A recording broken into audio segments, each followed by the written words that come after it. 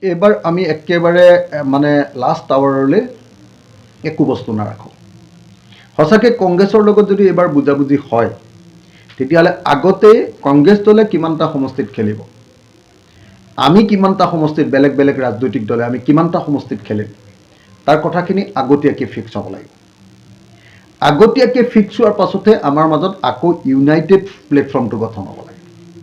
নহ'লে আকৌ গোটেই বছৰটো ইউনাইটেড প্লেটফৰ্মত কথা পাতিম আৰু ইলেকশ্যনৰ সময়ত আকৌ আপোনাৰ কি কৰিব, এক নম্বৰ কথা যে পিছত গৈ আমাক ছিটবিলাক এৰি নিদিব, এক নম্বৰ কথা। দ্বিতীয়তে আমাক ছিট যিকেইটা এৰি দিব তাতো আকৌ বিসম্বাদী মানুহক উঠাই দিব, কৌশলপূৰ্ণভাৱে আকৌ আমাৰ ছিটকেইটা দিয়াৰ পাছতো আকৌ এৰি নিদিব। গতিকে এইটো এটা ডাঙৰ শংকা, আপুনি কোৱাৰ নিচিনাকৈ এইটো এটা ডাঙৰ শংকা আছে।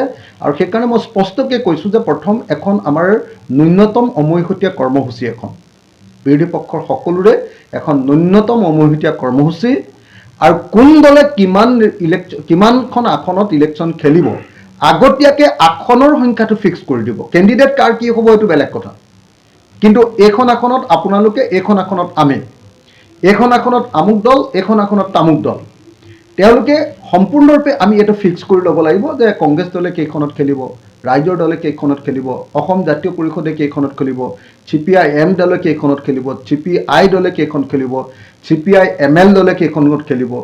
আমাৰ কাৰ্বি আংলঙৰ এটা অত্যন্ত শক্তিশালী আঞ্চলিক দল আছে, আপোনালোকে সকলোৱে জানে, all party hill leaders conference, সেই অল পাৰ্টি হিল লিডাৰ কনফাৰেন্সে কেইখনত খেলিব, এইবিলাক বস্তু আমি আগতীয়াকৈ ফিক্স কৰি ল'ম। আৰু এইবাৰ যাতে কোনোপধ্যে আৰু ভুল বুজাবুজি নহয়, আকৌ যাতে শত্ৰুপক্ষই বিজেপিয়ে যাতে আশ নাপায়, আশ পোৱা বুলি যে কয়, বিজেপিয়ে যাতে আশ নাপায়, তাৰ কাৰণে আমি এইবাৰ মই ভাবোঁ যে কমন মিনিমাম প্ৰগ্ৰেম এটা আৰু কোনে কেইখন আসনত খেলিব তাৰ সংখ্যাটো আগতীয়াকৈ ফিক্স কৰি তাৰ পাছতহে আমাৰ ইউনাইটেড প্লেটফৰ্মটো তৈয়াৰ কৰিব লাগে।